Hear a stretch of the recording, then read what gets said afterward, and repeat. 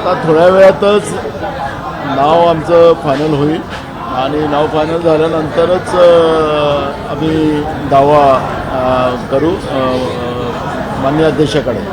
नानाभाऊ, साधारणतः एक असं कळतं आहे की नवीन चेहऱ्यांना म्हणजे काँग्रेसच्या सेकंड फ्रंटच्या नेत्यांना जबाबदारी विरोधी पक्ष नेत्याची काँग्रेस देऊ शकते, अशा स्वरूपाची काही चर्चा पक्षात विचाराधीन आहे. जे हायकमांड निर्णय घेईल त्या निर्णयाला सगळ्यांची मान्यता राहील एक. पण आज आमच्यासमोर एक मोठी जबाबदारी आलेली आहे. आपण पाहिलं की महाराष्ट्रामध्ये आता विरोधी पक्ष म्हणून काँग्रेसच, कालही सकाळचा जो सर्वे आला त्या सर्वेमध्ये काँग्रेसच हा सेकंड मोठा पक्ष आहे, लार्जेस्ट पक्ष आहे. फक्त BJP आणि आमच्यामध्ये 3% फरक आहे. आणि त्याच्यामुळे एक मोठी जबाबदारी जनतेने आमच्यावर दिलेली आहे. महाराष्ट्राचं सरकार हे लुटारू सरकार आहे. का राज्याचं मुख्यमंत्री म्हणत होते की आमच्याजवळ बहुमत आहे. अरे मुख्यमंत्री महोदय, आपण सगळं उदारचा सिंदूर जमा केलेला आहे, तुमचं व्यक्तिगत काहीच नाही. आणि मग अशा या परिस्थितीमध्ये जे काही मागच्या बजेट अधिवेशनामध्ये तुम्ही शेतकऱ्यांसाठी घोषणा केल्या होत्या, बेरोजगारांसाठी घोषणा केल्या होत्या, महागाई कमी करण्याची घोषणा केल्या होत्या, त्याचं काय झालं? त्या सगळ्या गोष्टीवर सरकारने बोलावं. भाजपचं दाखवायचे दात आणि खायचे दात वेगळे आहेत हे आता महाराष्ट्राच्या जनतेला कळलेले आहेत. त्याच्यामुळे जनतेचे प्रश्न कसे सोडवायचे हे विरोधी पक्ष म्हणून काँग्रेसची भूमिका मोठी आहे आणि काँग्रेस पक्ष त्या पद्धतीची लढाई लढेल. मात्र पायऱ्यांवर एकीकडे आंदोलन सुरू आहे, मात्र राष्ट्रवादीचे कुठलेच नेते आहेत त्या आंदोलनामध्ये दिसत नाहीयेत, कारण की एक गट आहे तो विरोधकात असेल असं म्हटलं जात आहे. बघा, आज सभागृहात आपल्याला स्पष्ट होणार आहे, त्याच्यामुळे मी त्याच्यावर आता चर्चा करणार नाही. आम्ही तुम्हाला सांगितले की काँग्रेसची भूमिका एकदम स्पष्ट आहे. कालचा सकाळचा सर्वे महाराष्ट्राच्या जनतेने स्पष्ट केलेला आहे. 3%चा BJPच्या बरोबर आमची आता स्पर्धा आहे, त्याच्यापेक्षाही जास्त आम्ही भविष्यात जाऊ. आणि ती जी काही परिस्थिती आहे, विरोधी पक्ष म्हणून काँग्रेसला ही भूमिका निभवावं लागेल हे आता स्पष्ट झालेलं आहे. महत्त्वाचा विषय असा आहे की जर तुम्ही म्हणताय की ज्या पद्धतीचा सर्वे आला आणि काँग्रेसला भूमिका विरोधी पक्षाची बजावावी लागेल, अपर हाऊसचं काय? तिथेही तुमची संख्या जास्त आहे विधानसभेसारखी, तर तिथे काल पण मी सांगितलं की इथली 2-3 दिवसामध्ये ती भूमिका आम्ही स्पष्ट करू.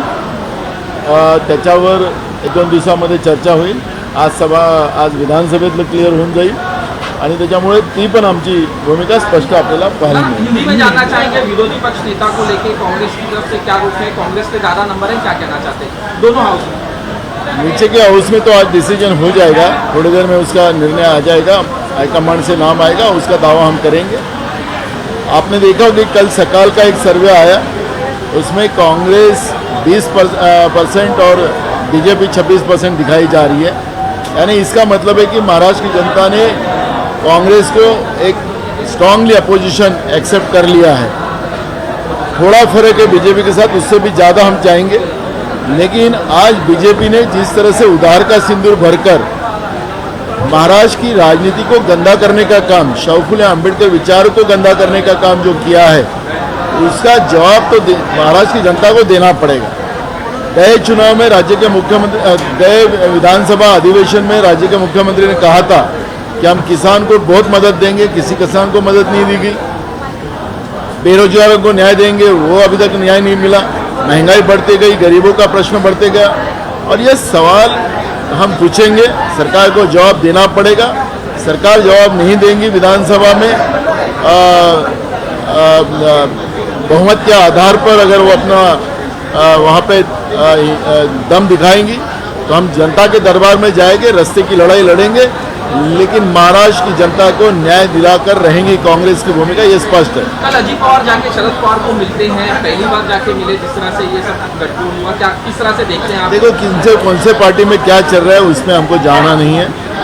आज सभागृह में स्पष्ट होगा, उसके आधार पर हम लोग काम करेंगे. सर, कांग्रेस ने अभी एक प्रोटेस्ट किया है यहाँ पर सीढ़ियों पर, इस विषय को लेकर ये प्रोटेस्ट है. देखो, महाराष्ट्र की असंवैधानिक सरकार जो है, ये सरकार एक, और माननीय सुप्रीम कोर्ट ने उसको आइडेंटिफाई किया है, और ऐसी असंवैधानिक सरकार को राज करने का कोई अधिकार नहीं होता. ये शाहू फुले अंबेडकर विचारधारा का राज्य है और इस राज्य में संवैधानिक व्यवस्था से आने वाली सरकार को ही बैठने का अधिकार है। ये सरकार चले जाओ, ये भूमिका कांग्रेस की है। देश विदेशातील प्रत्येक घडामोडींचे लाईव्ह अपडेट मिळवण्यासाठी आता साम टीव्हीच्या सर्व सोशल मीडिया प्लॅटफॉर्मला लाईक, फॉलो आणि सबस्क्राईब करा। तसंच सर्व नोटिफिकेशनसाठी बेल आयकॉन प्रेस करायला विसरू नका।